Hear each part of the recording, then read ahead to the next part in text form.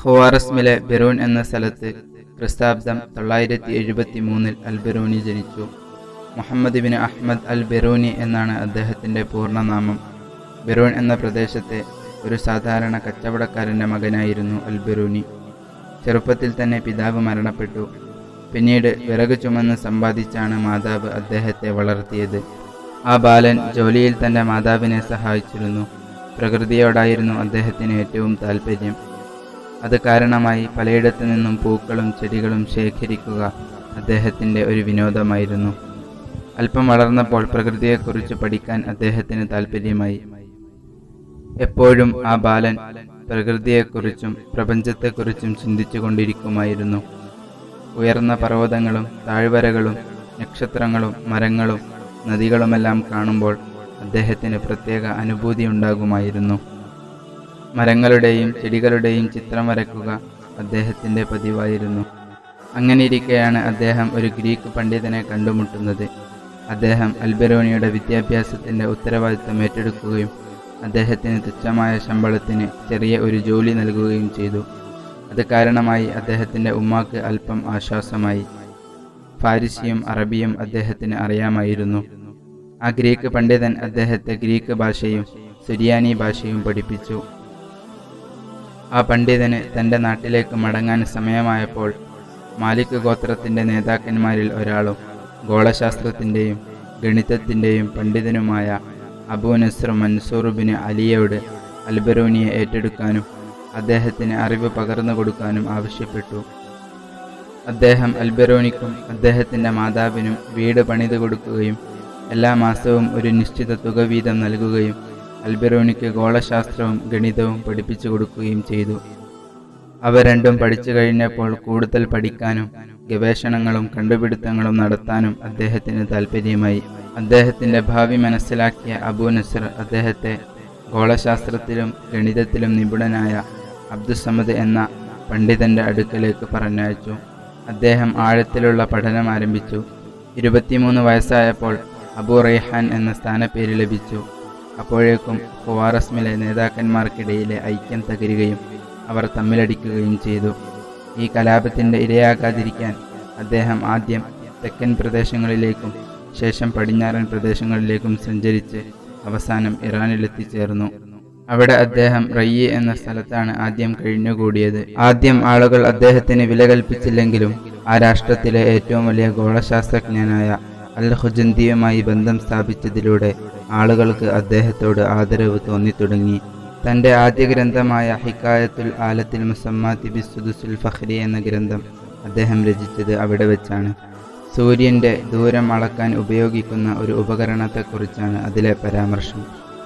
രാഷ്ട്രീയ പ്രശ്നങ്ങൾ കെട്ടടങ്ങിയപ്പോൾ അദ്ദേഹം ഖുവാറസ്മിലേക്ക് തിരിച്ചു പോവുകയും അല്പം അവിടെ കഴിച്ചുകൂട്ടിയ ശേഷം 26-ാം വയസ്സിൽ ബുഖാറയിലേക്ക് യാത്ര തിരിക്കുകയും ചെയ്തു. അവിടെ വച്ച് അദ്ദേഹം മിസ്കവൈഹിയെയും ഇബ്നു സീനയെയും പരിചയപ്പെട്ടു. അന്ന് ഇബ്നു സീനയ്ക്ക് 18 വയസ്സായിരുന്നു പ്രായം. ഇബ്നു സീന അദ്ദേഹത്തെ രാജസന്നിധിയിൽ കൂട്ടിക്കൊണ്ടുപോവുകയും രാജാവ് അദ്ദേഹത്തിന് കൊട്ടാരത്തിലെ പണ്ഡിതരുടെ സദസ്സിൽ ഇടം നൽകുകയും ചെയ്തു. കൊട്ടാരത്തിൽ അദ്ദേഹത്തിൻ്റെ സ്ഥാനം കൂടിക്കൂടി വന്നു. പ്രകൃതിയെക്കുറിച്ചും ഗോളങ്ങളെക്കുറിച്ചുമെല്ലാമുള്ള അദ്ദേഹത്തിൻ്റെ ആഴത്തിലുള്ള ചർച്ച കേട്ട് പണ്ഡിതരും രാജാവും അത്ഭുതം കൂറുമായിരുന്നു. ശബ്ദത്തേക്കാൾ വേഗത പ്രകാശത്തിനാണെന്ന് അദ്ദേഹം അക്കാലത്ത് തന്നെ ഉറപ്പിച്ചു പറഞ്ഞിരുന്നു. കൂടാതെ ചൂടാകുമ്പോൾ ലോഹം ഉരുകുന്നതിൻ്റെ കാരണവും പുഴകളും നീരുറവകളും പാറകളും രൂപപ്പെടുന്ന രീതിയും അദ്ദേഹം വിശദീകരിച്ചിരുന്നു. അപ്രകാരം 12 തരം ലോഹങ്ങളുടെ കൃത്യമായ തൂക്കം കണക്കാക്കുകയും ചെയ്തിരുന്നു. 10-ാം നൂറ്റാണ്ടിൽ ജീവിച്ചിരുന്ന അദ്ദേഹത്തിൻ്റെ കണക്കുകൾ 19-ാം നൂറ്റാണ്ടിൽ ജീവിച്ച മെൻഡലീവിൻ്റെ കണക്കുകളോട് വളരെ കൂടുതൽ യോജിക്കുന്നു എന്നത് അത്ഭുതകരമായ സത്യം തന്നെ. ബുഖാറയിലും രാഷ്ട്രീയ പ്രശ്നങ്ങൾ ഉടലെടുത്തപ്പോൾ അദ്ദേഹം തൻ്റെ സ്നേഹിതനായ ഇബ്നു സീനയെയും കൂട്ടി ജുർജാനിലേക്ക് യാത്ര തിരിച്ചു. അവർ രണ്ടുപേരും അവിടുത്തെ അമീറായ ഷംസുൽ മആലിയുടെ അതിഥികളായി കഴിഞ്ഞുകൂടി. അദ്ദേഹം അവരെ വരവേൽക്കുകയും പണ്ഡിത സഭയിൽ ഉൾപ്പെടുത്തുകയും ചെയ്തു. അന്ന് അൽ-ബിറൂനിക്ക് വെറും 31 വയസ്സായിരുന്നു പ്രായം. ഗ്രന്ഥരചനയിലും നിരീക്ഷണങ്ങളിലുമായി 7 വർഷം അദ്ദേഹം അവിടെ കഴിച്ചുകൂട്ടി. അതിനുശേഷം അദ്ദേഹം ഖുവാറസ്മിയ സാമ്രാജ്യത്തിൻ്റെ തലസ്ഥാനമായ ജുർജാനിയയിലേക്ക് യാത്ര തിരിച്ചു. അപ്പോൾ ഭരണം മഅ്മൂൻ്റെ കയ്യിലായിരുന്നു. മഅ്മൂൻ അദ്ദേഹത്തിൻ്റെ തിരിച്ചുവരവിൽ ആഹ്ലാദിക്കുകയും അദ്ദേഹത്തെ വരവേൽക്കുകയും ചെയ്തു. വൈകാതെ തന്നെ അദ്ദേഹം മഅ്മൂൻ്റെ അടുത്ത ഉപദേശകനായി മാറി. ഈ വേളയിലാണ് അദ്ദേഹം തൻ്റെ പ്രസിദ്ധമായ അത്തഫ്ഹീമു ലി അവ്വാഇലി സനാഅത്തി തൻജീം എന്ന ഗ്രന്ഥം രചിച്ചത്. ഇന്നത്തെ അമേരിക്കയെ സൂചിപ്പിച്ചുകൊണ്ട് ഇന്ന ദിക്കിൽ ആളുകൾ തിങ്ങിപ്പാർക്കുന്ന ഒരു പ്രദേശമുണ്ട് എന്ന് അദ്ദേഹം അക്കാലത്ത് പറഞ്ഞിരുന്നു. പിന്നീട് നൂറ്റാണ്ടുകൾക്ക് ശേഷം കൊളംബസ് അമേരിക്ക കണ്ടുപിടിച്ചതോടെ അൽബെറൂനി പറഞ്ഞത് സത്യമാണെന്ന് തെളിയിക്കപ്പെട്ടു. ഭൂകമ്പം, വെള്ളപ്പൊക്കം, അഗ്നിസ്ഫോടനം തുടങ്ങിയവയുടെ കാരണങ്ങൾ അദ്ദേഹം വിശദീകരിക്കുന്നുണ്ട്. നിരവധി നാടുകൾ ചുറ്റിക്കറങ്ങാൻ അവസരം ലഭിച്ചതിലൂടെ വിവിധ ഭാഷകളിൽ നൈപുണ്യം നേടാൻ അദ്ദേഹത്തിന് സാധിച്ചു. അപ്രകാരം വ്യത്യസ്ത നാടുകളിലെ സംസ്കാരം മനസ്സിലാക്കാനും നിരവധി ഗ്രന്ഥങ്ങൾ അറബിയിലേക്ക് വിവർത്തനം ചെയ്യാനും അദ്ദേഹത്തിന് സാധിച്ചു. കൂടാതെ ചില അറബി ഗ്രന്ഥങ്ങൾ സംസ്കൃതത്തിലേക്കും മറ്റു ഭാഷകളിലേക്കും അദ്ദേഹം വിവർത്തനം ചെയ്തിട്ടുണ്ട്. ഒരുപാട് ഭാഷകളിലുള്ള അദ്ദേഹത്തിൻ്റെ നൈപുണ്യം കാരണം അറിവും സംസ്കാരവും പ്രചരിപ്പിക്കാൻ അദ്ദേഹത്തിന് എളുപ്പമായി. ഇതിനെല്ലാം പുറമെ അദ്ദേഹം ഒരു ചരിത്രകാരൻ കൂടിയായിരുന്നു. പ്രസിദ്ധമായ ചില ചരിത്ര ഗ്രന്ഥങ്ങൾ അദ്ദേഹം രചിച്ചിട്ടുണ്ട്. വൈദ്യശാസ്ത്രത്തിലുള്ള അദ്ദേഹത്തിൻ്റെ പ്രസിദ്ധമായ 2 സംഭാവനകളാണ് അസ്വൈദല, ഖവാസുൽ അദവിയ എന്നീ 2 ഗ്രന്ഥങ്ങൾ. രാജകൊട്ടാരത്തിലുള്ള ജീവിതം അദ്ദേഹത്തിന് തൃപ്തികരമായിരുന്നില്ല. താമസിയാതെ രാഷ്ട്രീയ തിരിമറികൾ അവിടെയുമെത്തി.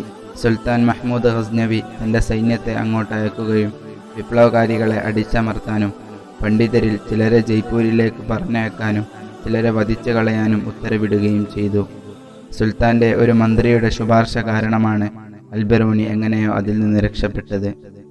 തുടർന്നുള്ള 3 വർഷം നിരീക്ഷണത്തിലും രചനയിലുമായി ജയ്പൂരിൽ കഴിച്ചുകൂട്ടി. ഈ വേളയിൽ അദ്ദേഹം ഇന്ത്യൻ സംസ്കാരത്തെക്കുറിച്ച് പഠിച്ചു മനസ്സിലാക്കി. സുൽത്താൻ മഹ്മൂദ് ഗസ്നവി എന്നെങ്കിലും ഒരിക്കൽ തന്നെ വിളിപ്പിക്കുമെന്നും തൻ്റെ കൂടെ കൂട്ടുമെന്നും അൽബെറൂനിക്ക് ഉറപ്പായിരുന്നു. അദ്ദേഹം വിചാരിച്ചിരുന്നതുപോലെ സുൽത്താൻ അദ്ദേഹത്തെ വിളിപ്പിക്കുകയും തൻ്റെ കൊട്ടാര പണ്ഡിതരിൽ ഉൾപ്പെടുത്തുകയും ചെയ്തു. അറബികൾക്ക് മനസ്സിലാക്കാനായി സുൽത്താൻ മഹ്മൂദിൻ്റെ നിർദ്ദേശപ്രകാരം ഇന്ത്യയെക്കുറിച്ചും ഇന്ത്യൻ സംസ്കാരത്തെക്കുറിച്ചും അറിയാവുന്നതെല്ലാം ഉൾപ്പെടുത്തി ഒരു ഗ്രന്ഥം രചിച്ചു. ഒരിക്കൽ തൻ്റെ സാമ്രാജ്യത്തിൻ്റെ വിസ്തീർണം അറിയാൻ സുൽത്താന് ആഗ്രഹമുണ്ടായി. സുൽത്താൻ മഹ്മൂദ് ഗസ്നവി കൊട്ടാരത്തിലെ പണ്ഡിതന്മാരെല്ലാം വിളിച്ചുകൂട്ടി തൻ്റെ സാമ്രാജ്യത്തിൻ്റെ വിസ്തീർണം കണക്കാക്കാൻ കൽപ്പിച്ചു. കൃത്യം 1 വർഷം കഴിഞ്ഞ് പണ്ഡിതന്മാരെല്ലാം ഒരുമിച്ചുകൂടി. എന്നാൽ എല്ലാവരുടെയും മറുപടി വ്യത്യസ്തമായിരുന്നു. മറുപടി കേട്ട് സുൽത്താൻ അമ്പരക്കുകയും അവരോട് കാരണം തിരക്കുകയും ചെയ്തു. തൻ്റെ സാമ്രാജ്യം അളക്കാനുള്ള ഒരു സംവിധാനവും ഇല്ലെന്ന് അവസാനം സുൽത്താന് മനസ്സിലായി. ആ സമയത്ത് അൽബെറൂനിയുടെ ഉസ്താദ് ആ സദസ്സിലുണ്ടായിരുന്നു. അദ്ദേഹം എഴുന്നേറ്റ് നിന്ന് പറഞ്ഞു, ഈ പണ്ഡിതന്മാരെല്ലാം പരാജയപ്പെട്ടിരിക്കുകയാണ്. കാരണം അവർ അവലംബിച്ച മാർഗങ്ങളൊന്നും തന്നെ പ്രായോഗികമായിരുന്നില്ല. താങ്കൾ അനുവദിക്കുകയാണെങ്കിൽ പ്രായോഗികമായ ഒരു മാർഗം നിർദ്ദേശിക്കാൻ എൻ്റെ ശിഷ്യൻ തയ്യാറാണ്. സുൽത്താൻ അനുവാദം നൽകി. ആ സമയത്ത് അൽബെറൂനി കുറച്ച് കടലാസ് കഷ്ണങ്ങളുമായി രാജസന്നിധിയിലേക്ക് കയറി വന്നു. ആ കടലാസ് കഷ്ണങ്ങൾ രാജാവിൻ്റെ മുമ്പിൽ തുറന്നു വെച്ചുകൊണ്ട് അദ്ദേഹം പറഞ്ഞു തുടങ്ങി.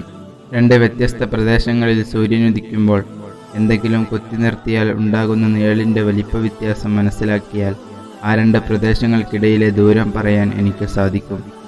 അൽബെറൂനിയുടെ പാണ്ഡിത്യം കണ്ട് കൊട്ടാര പണ്ഡിതർക്ക് സ്വാഭാവികമായ അസൂയ ഉണ്ടായി. ഇത് വിശ്വാസയോഗ്യമല്ല എന്നവർ പറഞ്ഞു.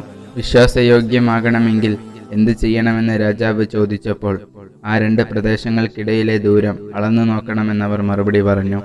അങ്ങനെ പണ്ഡിതന്മാരെല്ലാം അളവുകോലുകൊണ്ടും അൽബെറൂനി തൻ്റെ കണ്ടുപിടുത്തം കൊണ്ടും ഗസ്ന മുതൽ ഷിറാസ് വരെ അളന്നപ്പോൾ 2 പേർക്കും ലഭിച്ചത് ഒരേ അളവ്. പണ്ഡിതർ ആ പ്രതിഭയുടെ മുമ്പിൽ വിനയാന്വിതരായി. സുൽത്താൻ വലിയ സദസ്സ് സംഘടിപ്പിച്ച് അൽബെറൂനിയെ പുകഴ്ത്തിക്കൊണ്ട് പറഞ്ഞു, അൽബെറൂനി 1 മണിക്കൂർ കൊണ്ട് കണ്ടുപിടിച്ച കാര്യത്തിലേക്ക് നിങ്ങൾക്ക് എത്താൻ ആഴ്ചകൾ എടുക്കേണ്ടി വന്നു. തുടർന്നുള്ള കാലം നിരവധി ഉപകരണങ്ങൾ അദ്ദേഹം കണ്ടെത്തി. അൽബെറൂനിയുടെ പ്രതിഭ അണപൊട്ടി ഒഴുകുകയായിരുന്നു. വലിയ തോതിലുള്ള വൈജ്ഞാനിക മുന്നേറ്റത്തിന് ആ ഉപകരണങ്ങൾ വഴിയൊരുക്കി. 1030 സുൽത്താൻ മഹ്മൂദ് ഗസ്നവി മരണപ്പെട്ടതോടുകൂടി അദ്ദേഹത്തിൻ്റെ പുത്രൻ മസ്ഊദ് ഗസ്നവി അധികാരത്തിലേറി. അദ്ദേഹം പാണ്ഡിത്യത്തെയും പണ്ഡിതന്മാരെയും അങ്ങേയറ്റം സ്നേഹിച്ചിരുന്നു. അദ്ദേഹത്തിൻ്റെ കാലത്ത് അൽബെറൂനി ഒരു ഗ്രന്ഥം രചിക്കുകയും അതിന് അൽ ഖാനൂനുൽ മസ്ഊദി എന്ന് പേരിടുകയും ചെയ്തു. ഇത് സുൽത്താനെ ഒരുപാട് സന്തോഷിപ്പിച്ചു. അദ്ദേഹം ഒരുപാട് പാരിതോഷികങ്ങൾ നൽകിയെങ്കിലും ഞാൻ ഹദിയകൾക്ക് പ്രതിഫലം സ്വീകരിക്കാറില്ല എന്ന് പറഞ്ഞ് അദ്ദേഹം അത് നിരസിച്ചു. ഈ സംഭവത്തോടെ രാജസന്നിധിയിൽ അദ്ദേഹത്തിൻ്റെ സ്ഥാനം വർദ്ധിച്ചു. 68 വയസ്സുവരെ അദ്ദേഹം ആ കൊട്ടാരത്തിൽ കഴിച്ചുകൂടി. ക്രിസ്താബ്ദം 1040 അവിടുത്തെ രാഷ്ട്രീയാന്തരീക്ഷം വഷളായി. സുൽത്താനെ നേതാക്കൾ വഞ്ചിച്ചു. ഈ സംഭവത്തിൽ അൽബിറൂനിക്ക് വലിയ മനപ്രയാസമുണ്ടായി. അപ്പോഴേക്കും അദ്ദേഹത്തിന് പ്രായമേറിയിരുന്നു. പിന്നീടുള്ള 8 വർഷം അന്വേഷണത്തിലും രചനയിലുമായി അദ്ദേഹം തൻ്റെ വീട്ടിൽ കഴിഞ്ഞുകൂടി. നിലവിലെ കണക്ക് പ്രകാരം 180 ഗ്രന്ഥങ്ങൾ അദ്ദേഹം രചിച്ചിട്ടുണ്ട്. ഗോളശാസ്ത്രം, വൈദ്യശാസ്ത്രം, ഭൂമിശാസ്ത്രം, സസ്യശാസ്ത്രം, ഗണിതം, ചരിത്രം എന്നീ വിഷയങ്ങളിൽ പാണ്ഡിത്യമുണ്ടായിരുന്ന ആ സൂര്യൻ 1048 ഡിസംബർ 13 അസ്തമിച്ചു.